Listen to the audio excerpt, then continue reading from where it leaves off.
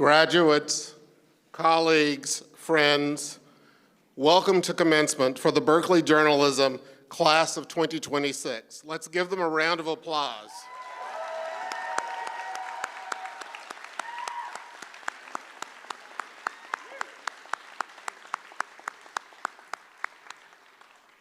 I am Michael Bolden, Dean of Berkeley Journalism, and I'm delighted to have you here today.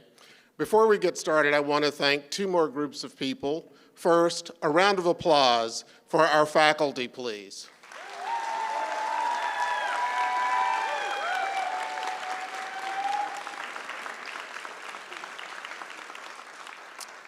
And finally, though you may not see many of them, a round of applause for the dedicated staff at Berkeley Journalism who made this all possible.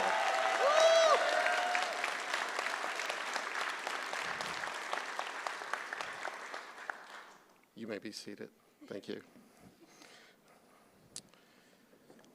It is my first Berkeley commencement as dean, and I've had a lifetime of experiences that have propelled me to this position and this moment. I am a journalist who has periodically changed entire identities. I have always considered my adaptability and my curiosity about our business to be my greatest strengths. My life has been a series of controlled detonations, newsrooms and office suites in Louisiana, Florida, DC, California, Virginia, and now here in the hills of Berkeley. I have carried titles that people worked their lives to reach and walked away from them with certitude. I have heard the thunder of printing presses and the silence that followed when they stopped. But I do not hear that sound as a ghost. I hear it as a heartbeat. Because if I've learned anything from a life of reinvention, from journalism, from teaching, from loss, from beginning again, or from once walking 500 miles across Spain on the Camino de Santiago, it is this: the map is a lie, but the path is real. And today, my students, you begin walking. Not because the road is easy, not because the destination is guaranteed, not because the world is waiting politely for your byline or screen credit. You begin walking because that is what journalists do. We run toward the thing everyone else is avoiding, whether it be a fire, a hurricane, war. We ask the questions no one wants asked. We enter the silence and come back with evidence. You are graduating into a world vibrating with tension. The old assumptions are failing. The business models are unstable. The platforms are chaotic. Trust has been wounded. Truth is under assault. And we are watching in this country and across the world the dark arts of authoritarianism reassemble themselves in plain sight. Authoritarianism does not begin by taking away everything at once. It begins by narrowing the imagination. It tells people what they are allowed to see. It tells them what they are allowed to believe. It turns neighbors into enemies, facts into opinions, history into propaganda, cruelty into policy, and silence into survival. Its first target is not the ballot box. Its first target is reality. That is why journalism matters. That is why you all matter. People will tell you that journalism is in crisis. I understand why they say that, but I want to offer you another way to think about it. Journalism is not dying. You are proof of that. Journalism is in a state of jazz. Jazz thrives on improvisation. So in this case, the old sheet music no longer explains the room. The tempo changes without warning. The solo comes before you are ready. The storm does not wait for you to tune your instrument, and still you play. Your Berkeley journalism degree does not merely make you a reporter, it makes you a member of the band. It makes you a steward of public memory, a builder of shared reality, someone trained not only to gather facts, but to understand what power does to facts before the public ever sees them. Your job is to find the truth, test it, challenge it, illuminate it, and when necessary, carry it through fire. Because in an era of growing darkness, the truth must be made visible. You must light the way, because the truth must be made durable. The truth must be made human. And yes, sometimes the truth must be made to be felt. When power tries to narrow the corridor of what can be said, your job is to widen it. When government attempts to criminalize fact, your job is to document anyway. When propaganda floods the zone, your job is not to become louder. Your job is to become clearer. Clarity is courage. Accuracy is courage. Fairness is courage. Refusing to look away is courage. On the Camino, huddled between rocks in the Pyrenees one day, when I thought the wind would knock me off my feet and end my journey, I learned something that every journalist eventually learns. The path provides, but only if you are willing to carol less. At the beginning, you think you need everything. Extra clothes, extra shoes, extra certainty, extra fear. Then the road teaches you otherwise. Mile by mile, blister by blister, you learn the difference between what is useful and what is merely heavy. The same is true in journalism. The weight can be crushing. You will be tempted to carry everything: ego, outrage, ambition, despair, metrics, the anxiety of wondering whether the work you love can still sustain the life you imagined. Some of that weight will feel important. Much of it, my friends, is not. Drop what keeps you from moving. Carry only what helps you tell the truth. And if you ask me what belongs in your pack, I will tell you three things. First, your principles. At Berkeley, we speak of community not as a slogan, but as a discipline. Dignity, diversity, curiosity, accountability, radical integrity. These are your yellow arrows on the road. They will not remove uncertainty, but they will point you forward. In a world that wants to flatten human beings into demographics, algorithms, or abstractions, your task is to insist on their full humanity. If you lose that, you are not a journalist. You are just a loud person with access to a microphone. Second, your human instinct. My life is made full thanks to my two sheepadoodles, Grace and Gabriella. I have to mention them. They are my heart, so I had to sneak that in here. But I'm convinced they have better instincts about people than many hiring committees. They know when someone's authentic. They know when someone is performing. They know the difference between warmth and charm, between presence and polish. You will need that instinct. In a world of synthetic images, synthetic voices, synthetic outrage, and synthetic certainty, your human intuition will matter more, not less. The machines can produce language, they can mimic style, they can generate infinite surfaces, but they do not have a conscience. They do not know what it means for the hair to rise on the back of your neck in a courthouse hallway. They do not know what it means to sit across from someone whose life has been shattered and understand that your next question must be both precise and tender. Trust your training, trust your skepticism, trust your humanity. Third, the faith of the pilgrim. On the Camino, you do not see the destination most of the time. You see the next hill, the next village, the next yellow arrow, the next 10 feet of road. Journalism requires that same faith. You will not always know where the story is going. You will not always know whether anyone will listen. You will not always know whether the work is enough. But keep walking. Make the call. Knock on the door. Read the document. Ask the follow-up. Wait through the silence. Follow the contradiction. The story will reveal itself to those with enough humility to keep moving and enough nerve to keep asking. There is a particular solitude that comes with this work. You will meet it eventually. It may find you on a highway at dusk in the Deep South after an interview that changed you. It may find you in a museum, standing in front of an artifact that reminds you how fragile civilization has always been. It may find you in a late-night edit when the rest of the world is asleep and one sentence or sound clip still refuses to become true enough. That solitude is not loneliness. It is the sharpening of the blade.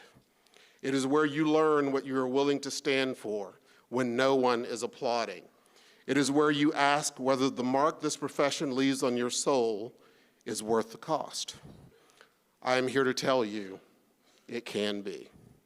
Not because journalism is easy, not because it will always reward you, not because the world will thank you, but because a life spent trying to see clearly, speak honestly, and bear witness faithfully is not a small life. It is a profound one. At Berkeley, we do not merely teach storytelling. We teach you how power works. We teach you how systems hide themselves. We teach you how language is used to conceal, distort, humanize, dehumanize, liberate, and control. We teach you to be comfortable in the silence before the answer. We teach you that the most dangerous person in the room is not the loudest one. It is the one who cannot be bought, the one who cannot be bullied, the one who has nothing to lose but their integrity. That is who I hope you become. Not perfect, not fearless, not pure, but awake, useful, brave enough to be changed by what you learn. There will be days when the work costs more than you expected. There will be stories that follow you home. There will be institutions that disappoint you, leaders who fail you, audiences who misunderstand you, and moments when you wonder whether the center can hold. When that happens, remember this: the center has never held by itself. People hold it. People with notebooks, people with cameras, people with questions, people who refuse to let the powerful rename cruelty as order or corruption as strategy. People like you. We have reached a point in history when observation alone is not enough. We need witnesses. We need people willing to stand in the breach and say, this happened, this was real, this mattered. You may live many lives in this profession. I hope you do. I hope you outgrow versions of yourselves that once felt permanent. I hope you have the courage to detonate what no longer serves you and build something truer in its place. Be the one with dust on her boots, the one with a notebook in their hand, the one who knows the map is a lie, but the path is real. Graduates, the trail is long, the hour is serious, and the world, for all its danger and sorrow, is still unfinished. That is your invitation. That is your burden. That is your gift. Keep walking, tell the truth, make it human, make it last, make us feel it. Fiat Lux, and go Bears.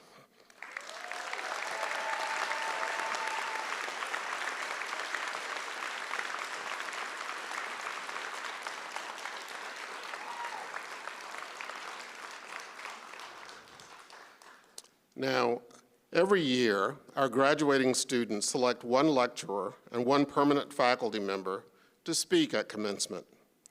This year, our students chose lecturer John D. Hardin, an investigative reporter and data reporter at the Washington Post, who teaches in our multimedia track. Thank you for teaching and mentoring our students, John, and for speaking with us today. John.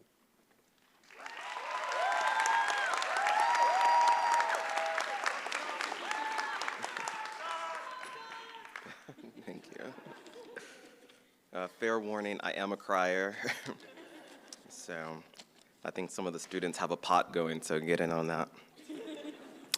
So hi, my name is John Harden, and I feel very honored to be here. Shout out to my students who wanted to give me an assignment for once. I want to acknowledge all of the friends and family, faculty and staff in attendance, some family that traveled hundreds and thousands of miles to be here. Thank you all for supporting the students. I also want to recognize those who aren't here for whatever reason, but still played a meaningful impact on your lives. So I am a lecturer here at the Graduate School of Journalism. For 3 years, I've helped the students in their multimedia class craft their master's projects. In addition to being a lecturer, I'm also an investigative data reporter at the Washington Post. For better or worse, you may have seen it in the news recently. It and other newsrooms across the country have gone through many transitions in the last few years.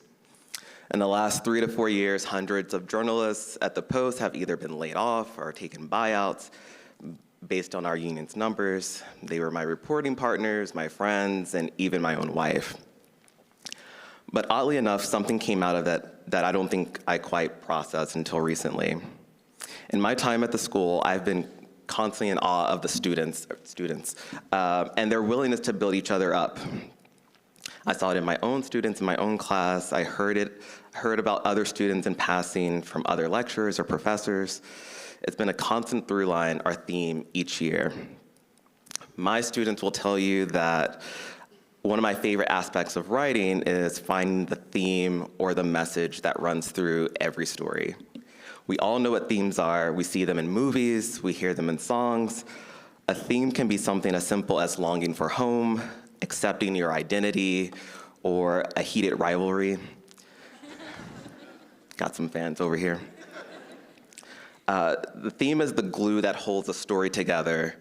They inspire us, they give us something to hope for, and when I look at this class of 2026, they give me something to hope for. I see people here willing to help one another through difficult moments, support each other when things get overwhelming, and jump into the trenches to get their master's projects across the finish line with days or sometimes seconds to spare. And somewhere along the way, I realized that among all of your amazing talents, your sense of community might be your greatest strength. I don't think I fully understood that until this year after watching so much fall apart in my own newsroom. The layoffs were devastating, but the outpouring of support has been incredible. Seeing colleagues at the Post and other rival institutions rally together to help one another find jobs, support one another, was a beautiful thing, and there's no better example of this theme of community. You never want it to come to that, but it might. It's a reality for so many. But look at the reporters from the Post. More than $600,000 were raised to support the journalists that were laid off. Many have found jobs through connections and various journalism networks. Coming from someone who experienced one of the darkest days in his journalism career, and there are many, community not only comforts, but it sustains and it propels. Community is what makes an institution prestigious. It's not its name, it's not the billionaires that own it, it's not the award that it wins. It's prestigious because of the people in it, because of people like you. So a challenge for all of you right now, because I can't let you walk away without an assignment. Continue building each other up and showing up for each other when things fall apart and before they fall apart. Reach out to one another for help and guidance, or simply to vent frustrations. Celebrate each other's wins, whether you work in the same newsroom or not, and continue helping each other get projects across the finish line with seconds to spare. Thank you.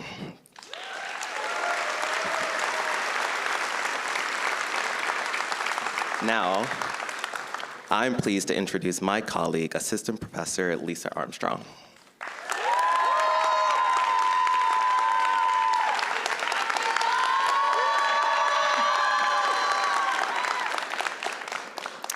Good morning, everyone. My dear class of 2026, I didn't expect to be standing here again so soon.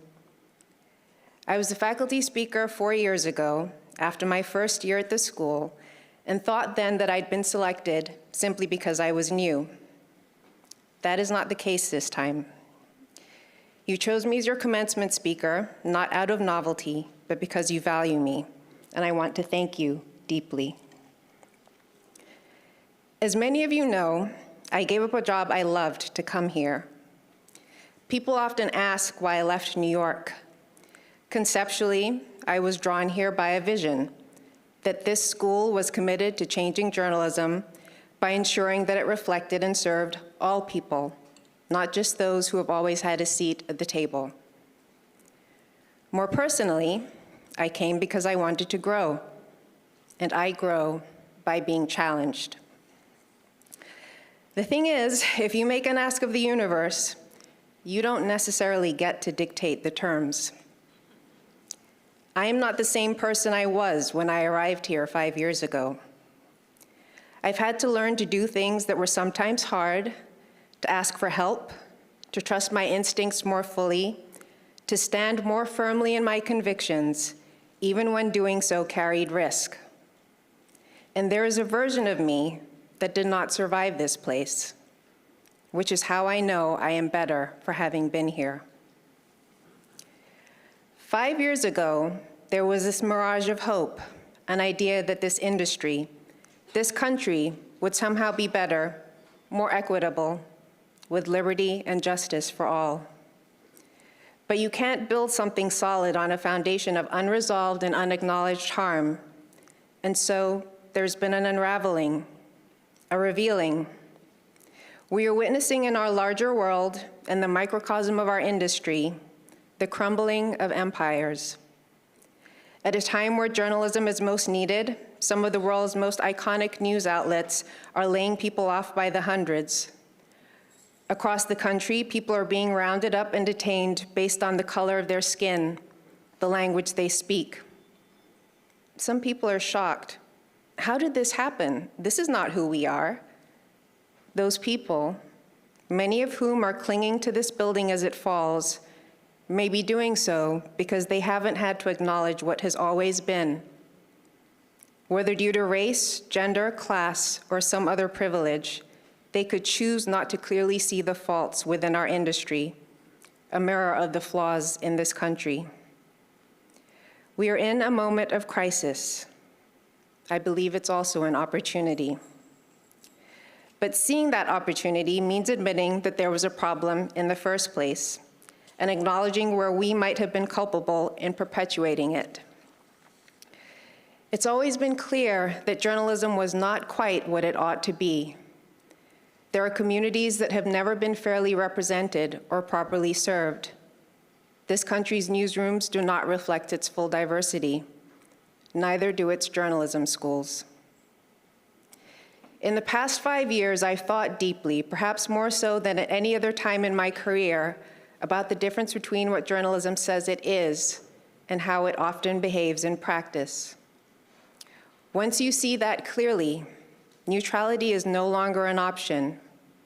You either uphold the status quo or you push against it. Pushing against it invites resistance. The resistance can look like boulders in your path. I've used those boulders to climb. And here's the thing about climbing. The higher you get, the more clearly you see. And you need to see the full picture in order to know what to fix. I can't pretend that I have all the answers, but I have a mission for you, one that I hope you'll accept. And we'll start with some things that I hope will help you along the way. First, you are brilliant. Yes, by virtue of the fact that you are on this stage, but beyond that, beyond this degree, beyond anything you have published or will, you are brilliant. Remember that. This industry is hard. You may one day have colleagues who will try to diminish you because your way of seeing the world asks them to question their own. You might be wondering why you had those pens and little notebooks on your seat It's because I'm using this chance to give you one last assignment. Those of you who had me for J200 or features are having flashbacks, don't worry, it's going to be okay. I want you to, either right now or sometime later today, write down one thing that makes you brilliant.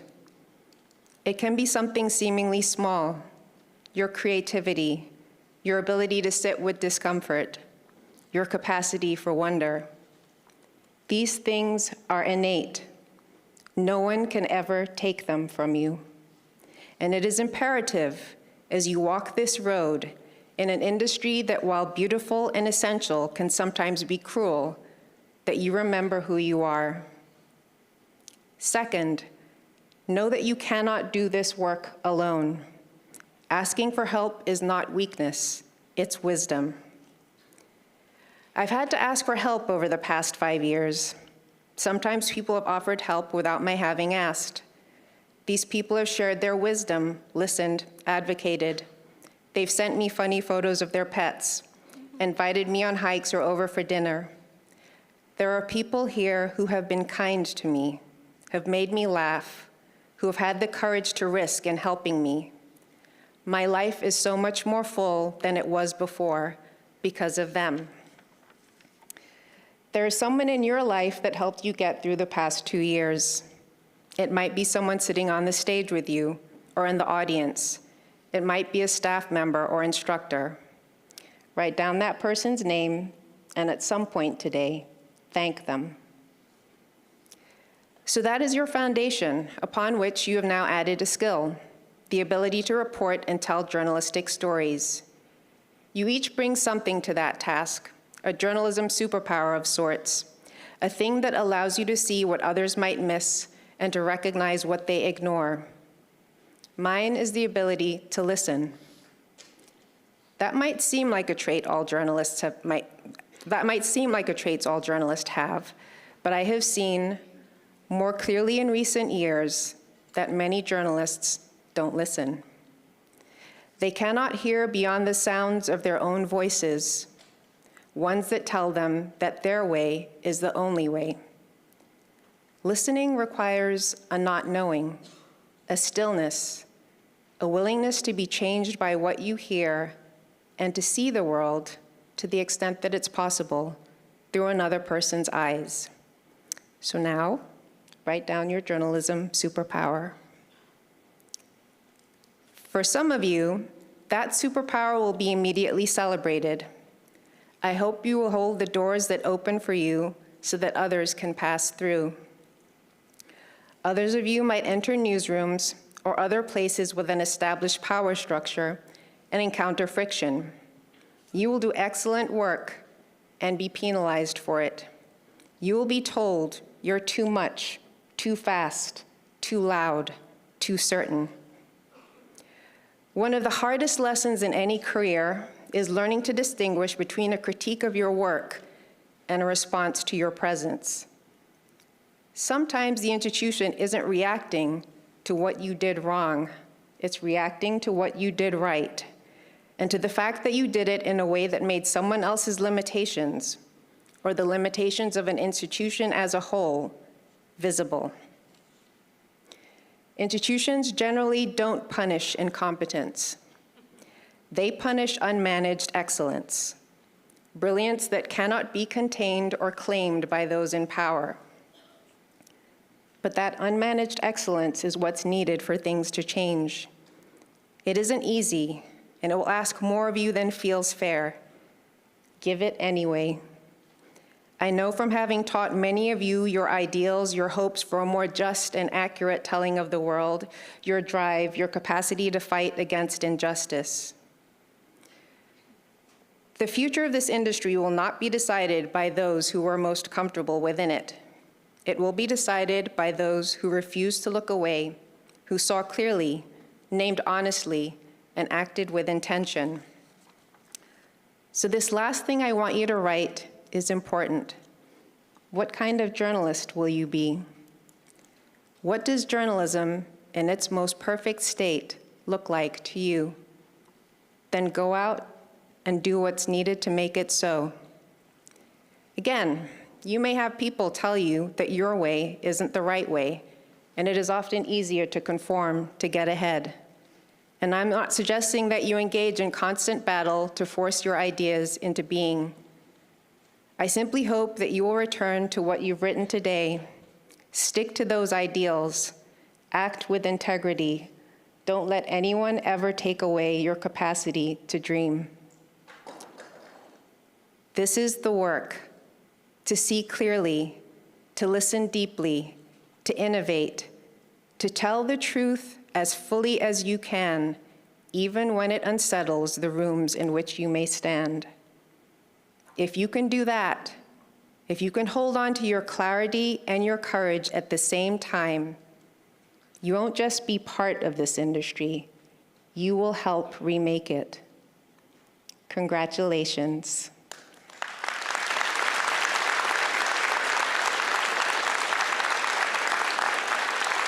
Thank you. Thank you. And now I am pleased to introduce our first student speaker from the class of 2026, Robert Strauss.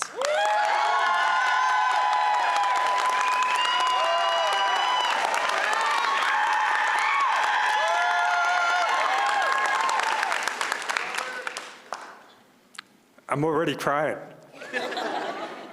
So, a half a century ago, or a little more than that, I did what you're supposed to do at Berkeley. I dropped out. Vietnam draft had ended a couple months before, and I was free of having to avoid it. I went up to Oakland, took an overnight bus, and by morning, I was in Vegas. For a decade more than Moses and the Israelites, I wandered around. And then I got to the promised land, Berkeley J School. To say it's been a gift being here is much too small. All these people took me in. Berkeley's a little bit changed from when I was here before. You could go over to Sproul Plaza and maybe hear Country Joe McDonald sing, or Joan Baez sing one of her million songs, but more likely it was somebody with a bad zither and a ocarina and a cowbells. You couldn't walk from there over to Northgate without passing 5 or 6 people who would solicit you for some cause, most of which you had never heard of. And then there was always the guy with the loud whisper behind you saying, hashish, marijuana, LSD. But there was a recession going on caused by oil deliveries from the Middle East, and of course that would never happen today. I needed some money. My lack of cash answered a call for reporters at the Daily Californian, where graduate students never wrote, but you know, I needed the money, and they were willing to pay 15 cents an inch. That's an inch. So that's about $3 a story.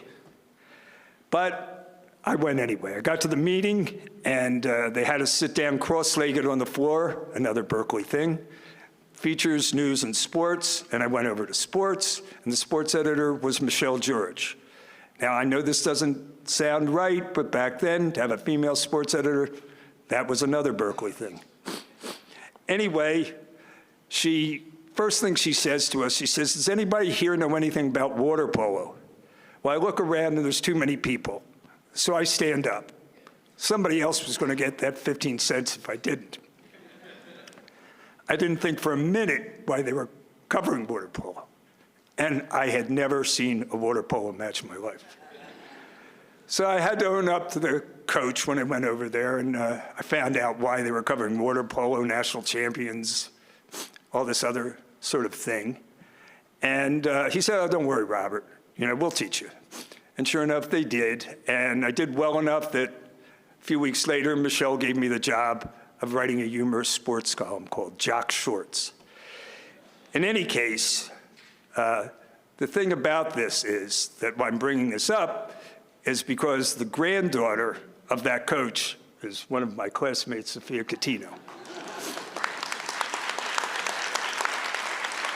And so instead of time passing, I sort of envision it hovering around and then serendipitously, is that a word? Falling down on us.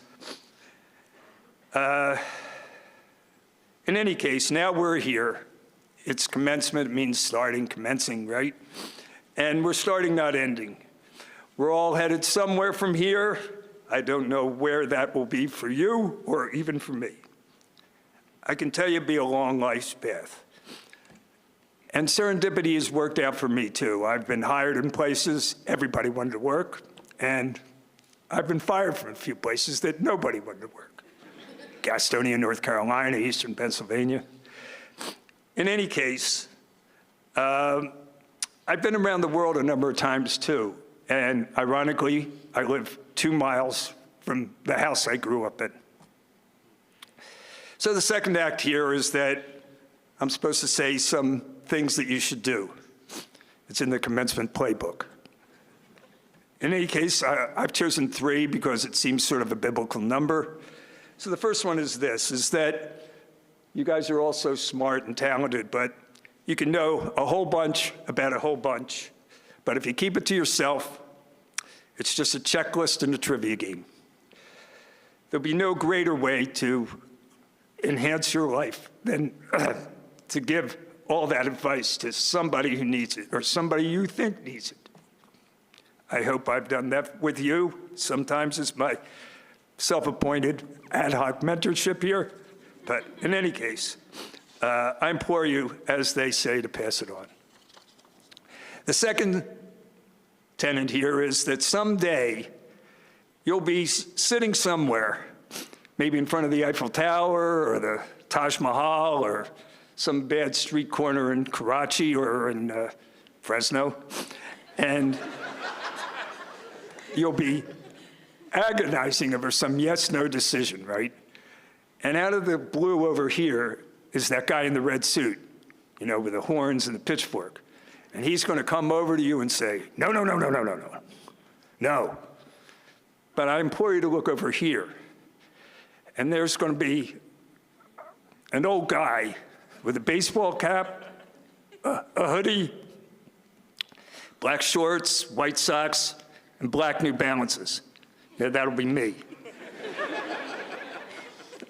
And I'll smile at you and say, yes, yes, yes, yes, yes. Because you won't ever be remembered for your no's, only your yeses. Every answer is yes.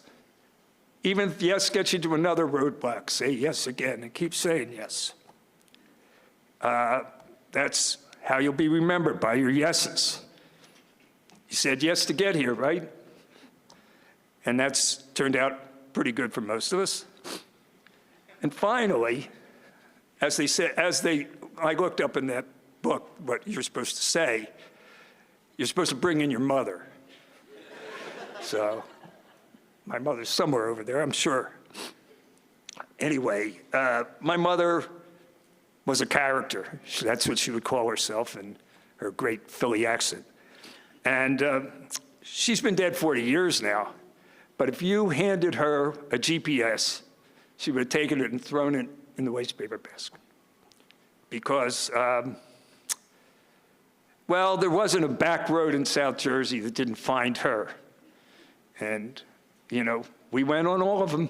And as my family will tell you, we go on all of them today. One time when I was young, she came up to a stop sign. And there's a big sign that says one way, going this way, right? But she, of course, went that way. And I went like this, oh my God, one way, Mom, one way. She said in that Philly accent, she said, Robert, I'm only going one way.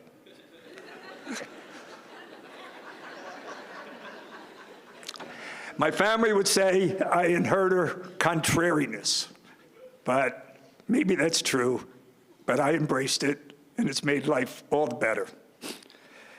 She would always have me saying whatever snippets of wisdom she had to say, and sometimes she'd quote poetry. So I'm going to leave you with this. The poem that I liked that she taught me was from a guy named Robert Frost.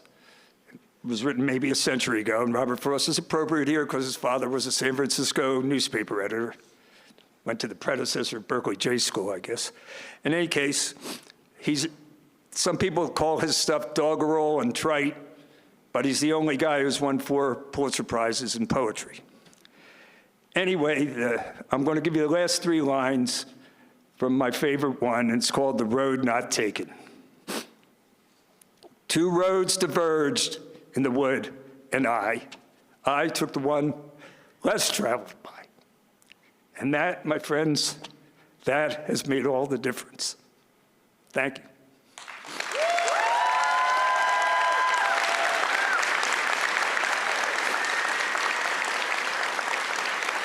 Now, you haven't gotten rid of me yet, because I have the most pleasant assignment today, and that's to introduce my friend, Manahil Arif, who will be your next speaker.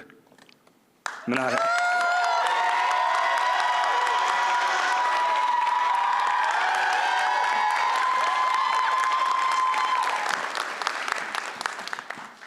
Okay, can you all hear me? I tried so hard to keep my commencement speech a surprise for my parents, but I forgot they were going to see me with my notes here.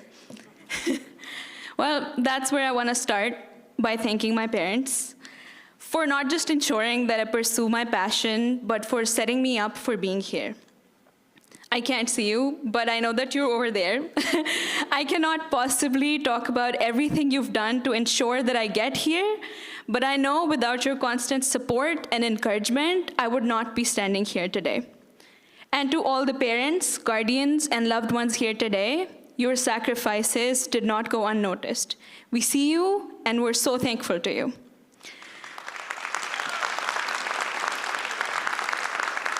Next, I want to thank my biggest cheerleader, who never misses a chance to celebrate my smallest achievements, my sister. She's watching virtually. I want to quickly thank a few people here. Christine Shivo for being the best editor, mentor, and friend I could ask for. Thank you to John Harden, Jeremy Rue, Shireen Marisol Miraji, David Barstow, and Jennifer LaFleur. Thank you to Michael Paz, Betsy Raitt. You have been so incredibly helpful. Thank you to Rick Johnson, Marlena, and Andrea. Thank you to all the faculty and staff. I'm incredibly grateful for everyone who helped us finish this journey smoothly. We know that the state of journalism in this country and beyond is incredibly fragile. Press freedom has become deeply compromised within this country, where we're accused of spreading fake news just for speaking the truth. But in other parts of the world, for example in Palestine, Israeli military forces have killed, injured, detained, and tortured hundreds of journalists, targeting them for simply doing their jobs. And across the world, in Lebanon, Sudan, Iran, and in my country, Pakistan, and beyond, journalists continue to be killed, imprisoned, and silenced by those in power. While all of this happens, it is important to remember what our job calls for. We owe it to all the journalists around the world who have been through this. We have to continue to make sure that we do our job right, because they did. And that is why they were silenced and killed. The sole purpose of silencing their voices is to silence us. But that means we have to take our job even more seriously. We show up when it matters. We have to be truthful, not neutral. And we cannot be deterred in our efforts to speak truth to power. But I want to acknowledge that this work is hard. It's long hours, it can be painful, it can be brutal, it can mess with our mental health, and for that, I have advice. I have advice from lived experience. In the past 2 years, I've had moments of extreme self-doubt, sadness, pain, but through it all, my friends, whether back home or the ones sitting here, made sure I was never alone. Whether it was some of my best friends making sure that they were sending me encouraging messages from back home, cheering me on, or my friends here who made sure I was getting out of bed on days I knew I couldn't, or friends who made sure I was on track for work, who sat by me while we worked, who fed me, gave me hugs, took me on walks. I could not have done my thesis without one of my friends basically carrying me through it. So my advice is, find your people. Find your people and never take them for granted. And always ask them for help, no matter how hard it is. Find people who will selflessly help you because they want to see you do well in life. And as a journalist, you really, really need that. And I also want to take this opportunity to thank all my friends who showed up for me in ways I never could have imagined. I want to end my speech with a story. I grew up hearing about this moment where my dad passed by a top university when I was a baby and said, "My daughter will go here." I grew up hoping to come to a school that would make my parents proud. And I did it. And so did all of you. I know that each of you has a version of your own, a reason why you wanted to come here. And I hope that you can remember that story and be incredibly proud of yourselves. You did it, just as you and everyone who loves you always hoped you would. Happy graduation, everyone. Congratulations to you and your loved ones. Thank you.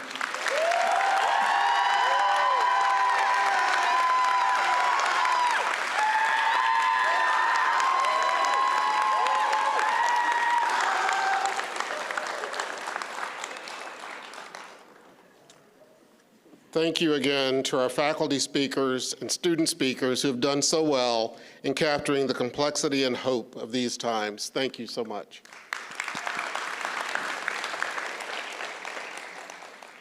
Now, it's my honor to introduce to you our keynote speaker, who makes me quite hopeful about the future of journalism. Someone who is a stellar example of how we can adapt our craft to changes in the evolving media landscape and the needs of our audiences. With us today is independent journalist Bianca Grollo.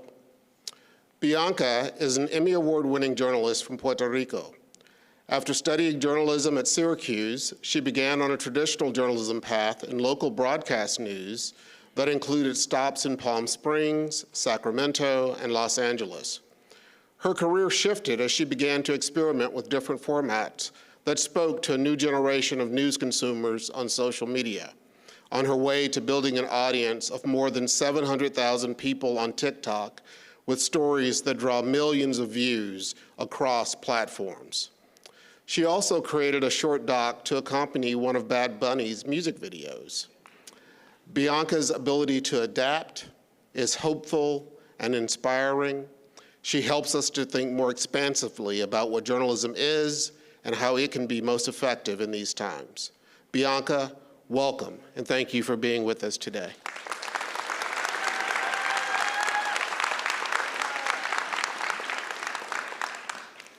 I am so happy to be here with you all. I came all the way from Puerto Rico to be here on this special day. I will say that Dean Bolden did steal my thunder a little bit with his speech. We were gonna talk about one lesson, but that just speaks to how important this one lesson is. But before I begin, I want to manage your expectations about this speech. No, I cannot ease your worries and anxieties about what comes next. I do not have all the answers that you need for this next stage, but I do hope that hearing about my experience will be helpful to you. I want to share some of my lessons learned, and I promise to be honest about the challenges of being a journalist, both in corporate media and as an independent journalist. And I also hope to offer just a sprinkle of inspiration. So, I'm gonna start the story where you are now, my own graduation from college.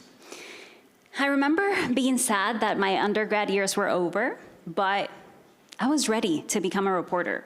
I had done all the things that my mentor told me to do. I cut my hair, I bought the right earrings. She said accessorize, but not too much. I bought the blazers that were going to make me look professional. I practiced deepening my voice and speaking like the reporters that I saw on TV.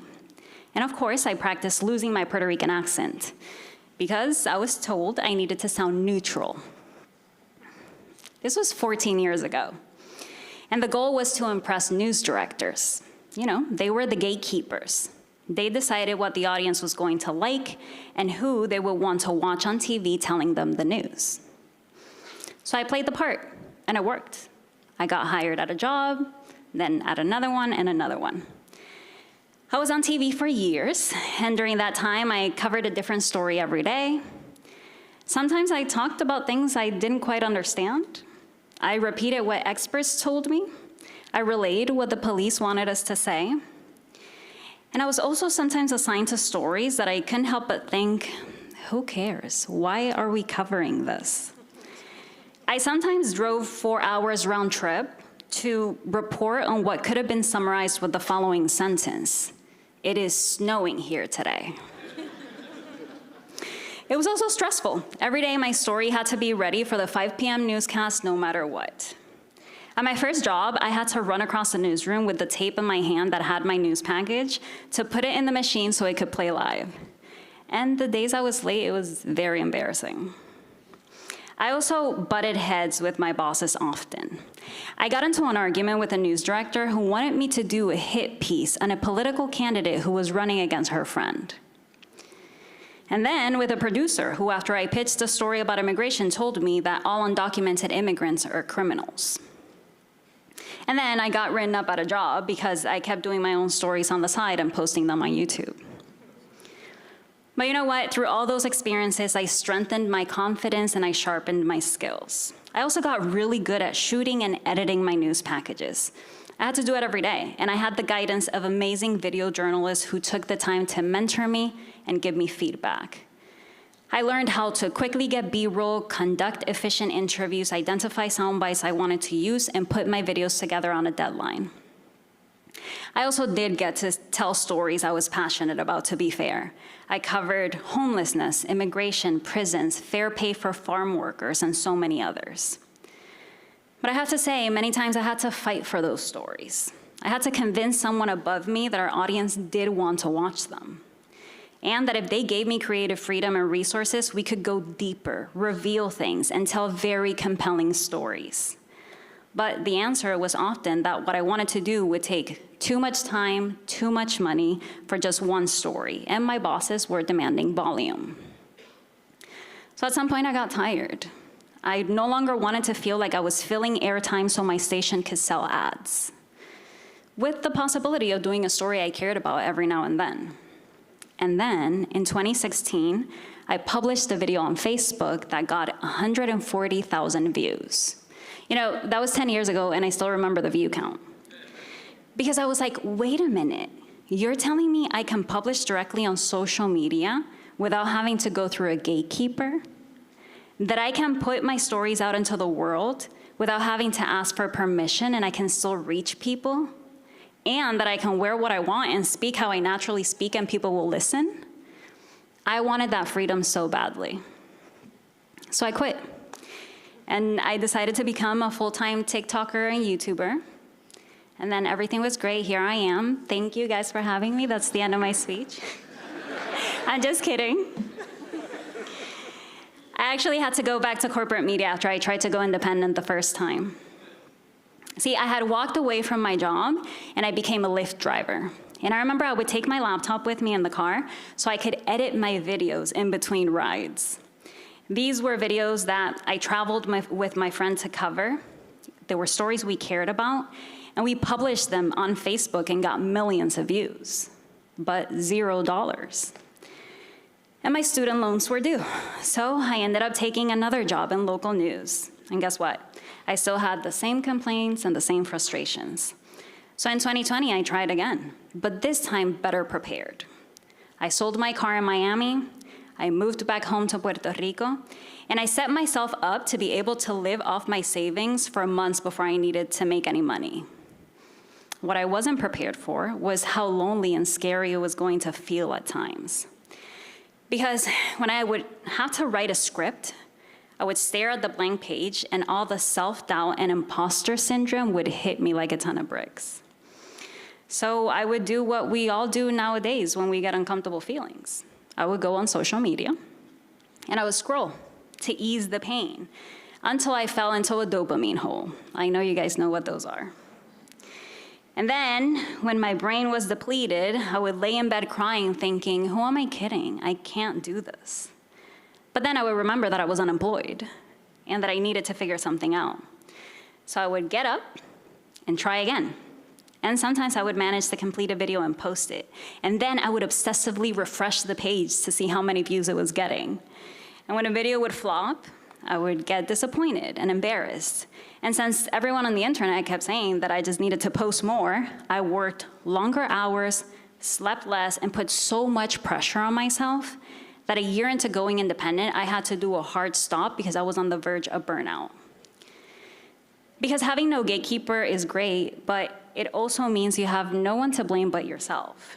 No boss to say your story's due today at 5 p.m., no newsroom with people to bounce ideas with, and no protection if I got something wrong and someone wanted to sue me. So to summarize, it sucked when I was at corporate media and it sucked when I went independent. So much for an inspirational speech, right? But here's the thing. Here's what I want you to take away and what I've had to learn the hard way.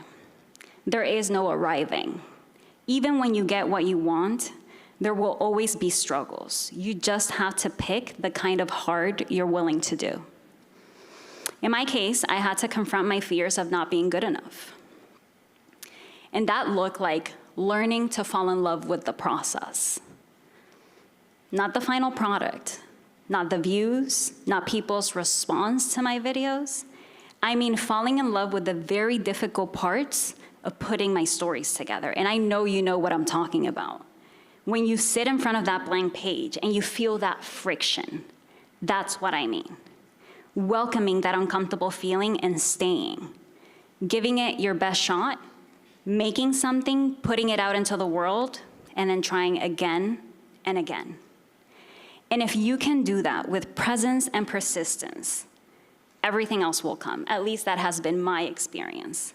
Because don't get me wrong, I still want my work to reach people. I still care about the views, and so does my sponsor. I get paid per views, and I need to pay my team.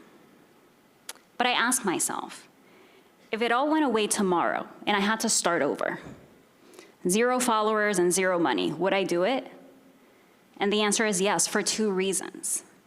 Because I love every step of the process of doing video journalism so much. And because through so much practice, I've developed skills. Skills that allow me to believe today that no matter the circumstances or the platform, I could figure it out. And that's where I found my freedom. That's why a couple of years ago, I was able to walk away from a collaboration with no regrets. See, I had agreed to do a video with a very big media company. It was about extractive tourism and how it affected the local population. Well, after I had already written my script and we were close to publishing, they said, you have to remove the name of the hotel company you included in the story because they are our clients and this will make them look bad. With no hesitation, I said, absolutely not. That is not how we do journalism. So I walked away from money and the footage that we had recorded together. And I had to go back to the work. I had to sit in front of my computer again and face that friction and self-doubt and rework my script to tell the full story without the images. That video reached 1.7 million people. And it also led to so many more opportunities. Because again, in my experience, when I go back to the work, to why I do this and focus on enjoying the next step, everything else falls into place. So I can proudly tell you now that I am currently doing the best work of my career. I get to hire producers and fact checkers with whom I take deep dives into stories. I hire video editors and graphics animators that make our videos look so cool and fun to watch. And yes, these videos take time, but I choose to go at the speed where we can preserve quality and our well-being. And some days, I still can't believe I get to do this on my terms. Mostly, anyway. Because as you know, we still publish on these platforms that are controlled by corporations and their algorithms. So the gatekeepers haven't completely disappeared. But standing here today, I can tell you that my greatest accomplishments include the student who came up to me at the beach and told me, I chose my major inspired by one of your stories. Or the young woman who said to me, I moved back home to Puerto Rico inspired by your videos. or the 2 volunteers who showed up to the worker-owned farm I covered because they found out about them through my work.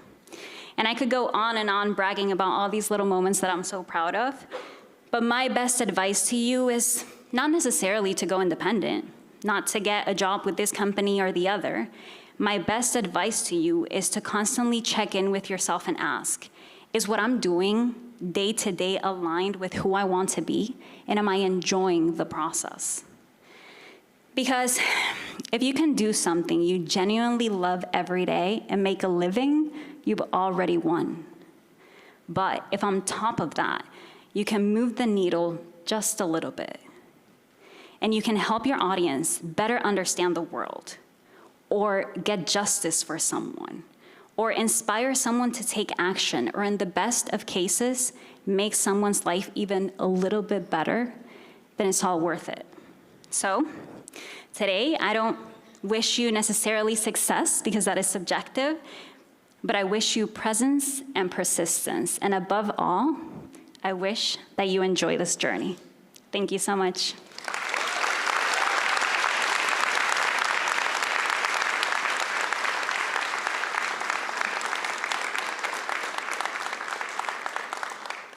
Please join me in thanking Bianca again for those resonant words to send off the class of 2026.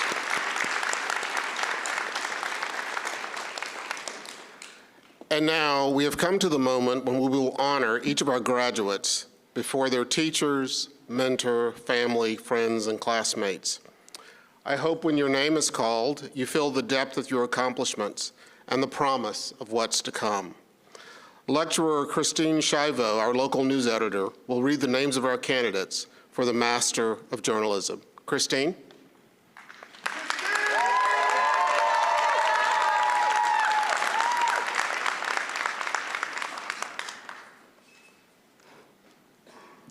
This is the best job of all. Robert Strauss.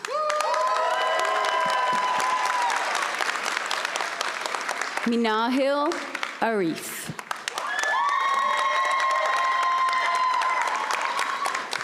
Fuad Ahmad.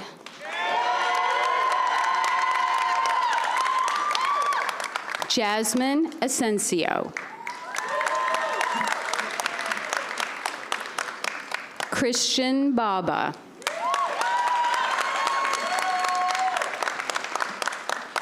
Haiti Barahona.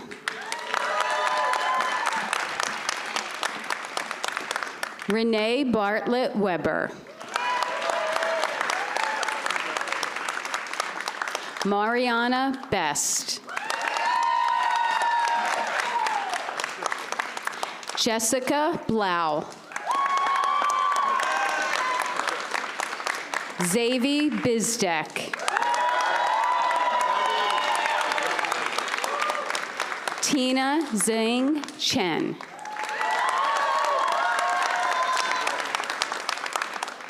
Nia Coates.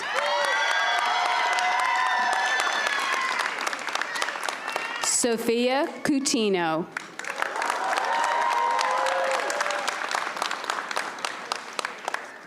Ashley Del Castillo.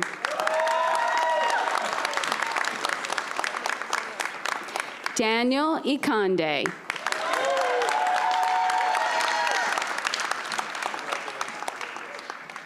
Lily Uze.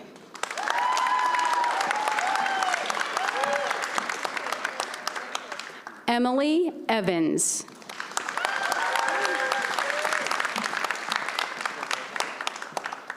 Inara Ganji.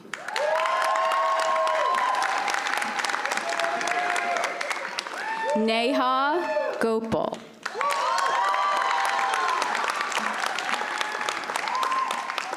Richard Grant.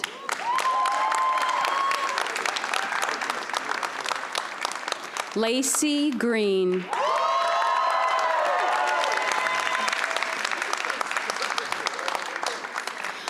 Paul Gusar.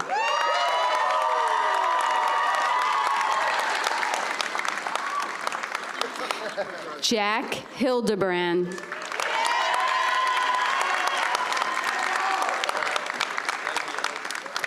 Ava Hu.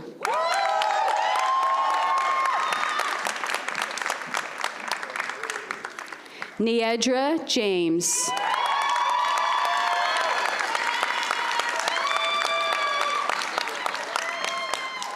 Daniela Jimenez.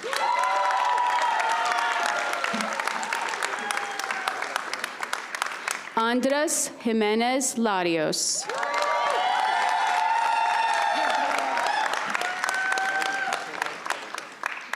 Kelly Liu.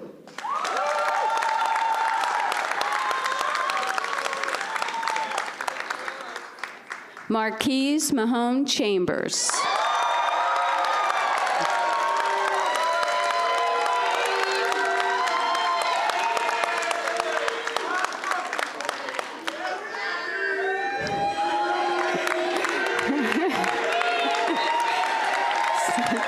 Sarah Martin.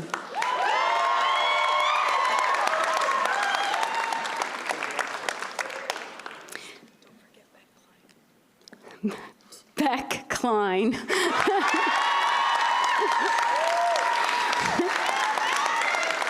Sorry, Beck.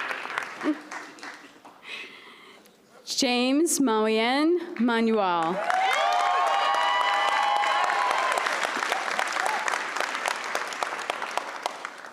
Summer Maxwell.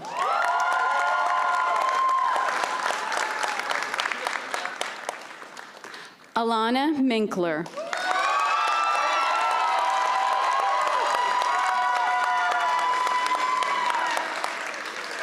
Skyla Mumana.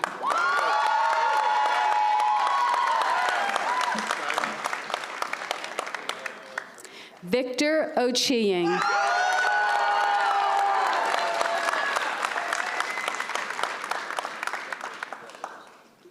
Amy Osborne.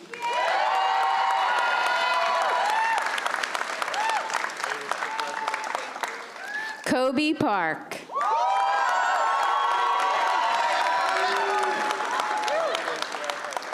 Ellie Prickett Morgan.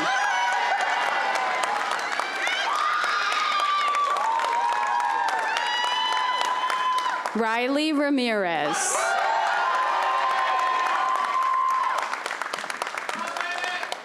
Nava Rawls.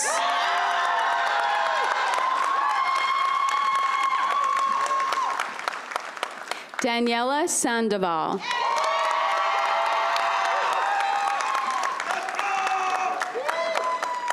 Wen Shao.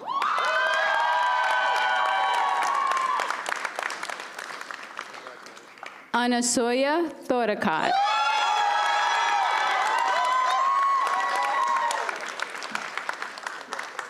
Francesca Trinidad.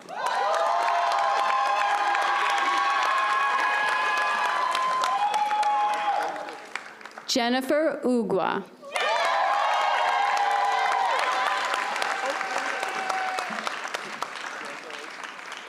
Fiona Ulrich.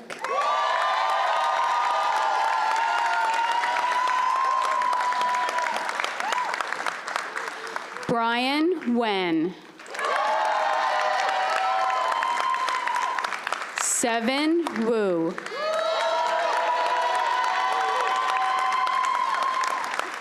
Wanyu Yao. And Anna Zhou.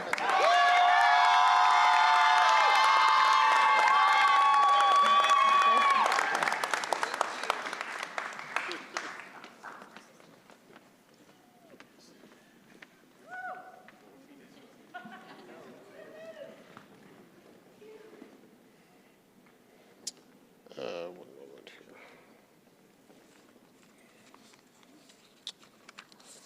So now we get to do something really fun.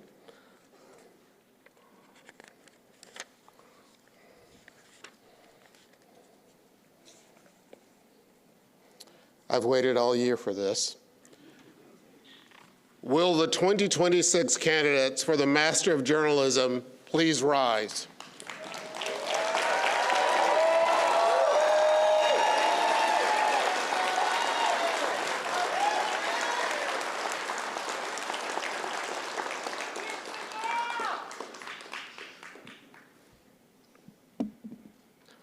upon the recommendation of the faculty and by the authority vested in me by the Regents of the University of California and by the Chancellor of UC Berkeley, the #1 public university in the world,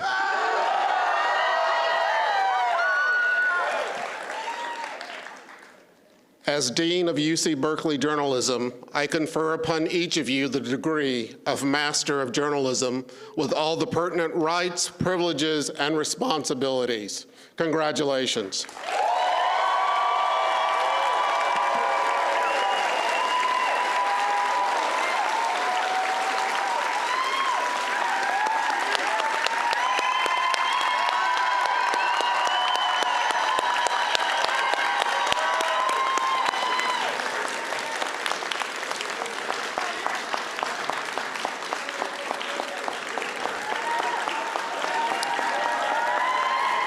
Aren't they awesome people? Our brilliant, brilliant class of 2026.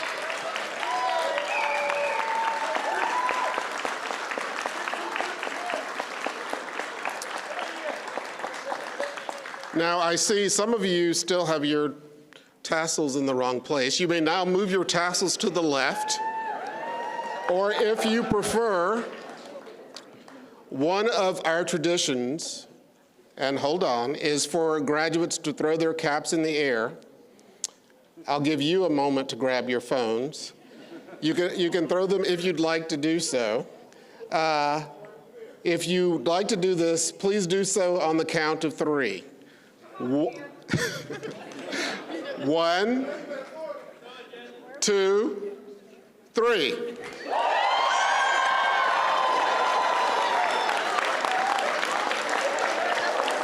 Again, congratulate UC Berkeley Journalism's graduating class of 2026.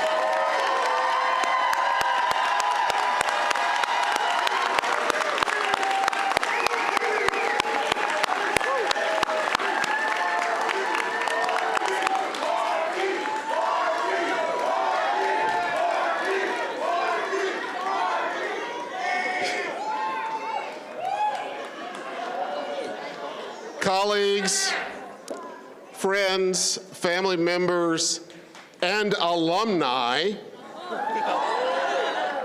I now invite you to Northgate Hall for a celebratory reception that will begin after 11:30 a.m. Again, congratulations to each of you.